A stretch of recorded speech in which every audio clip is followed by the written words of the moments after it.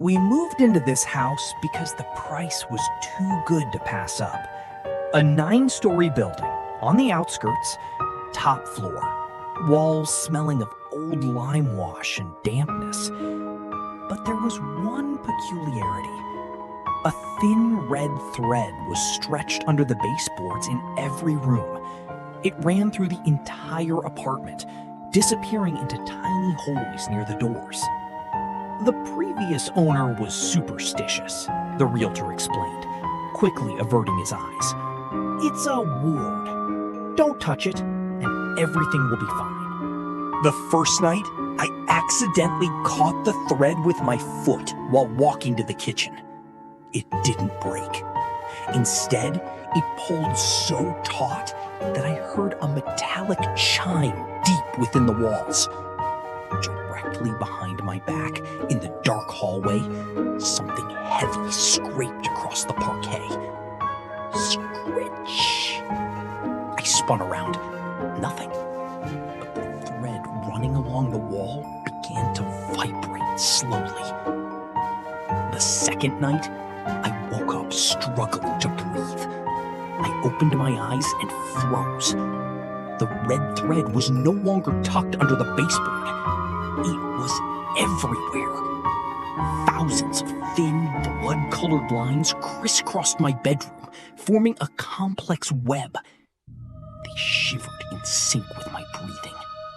I tried to get up, but felt a sharp sting in my wrist.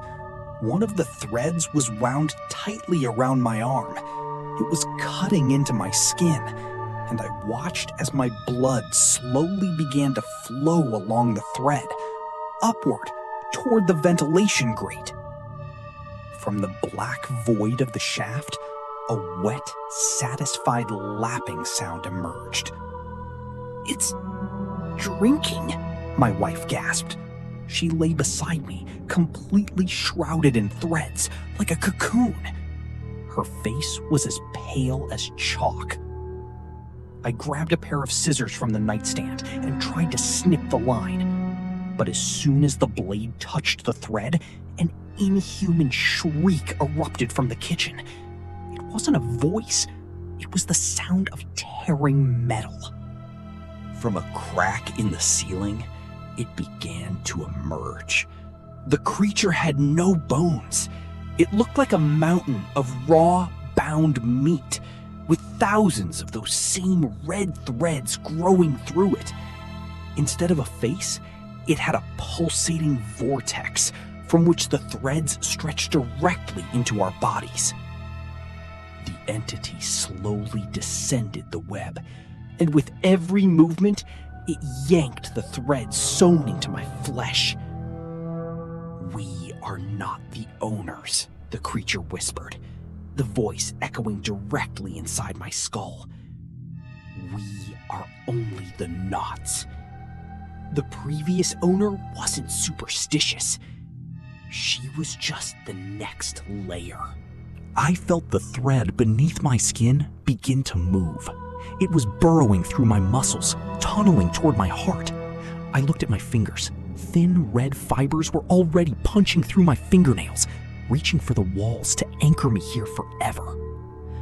The next morning, the realtor brought new clients around. "It's very cozy in here," he smiled, stepping over a barely noticeable red thread near the threshold. "Just don't touch the ward." And from behind the wall, covered in fresh wallpaper, someone faint was pleading for help. But the sound was nothing more than the vibration of a red thread.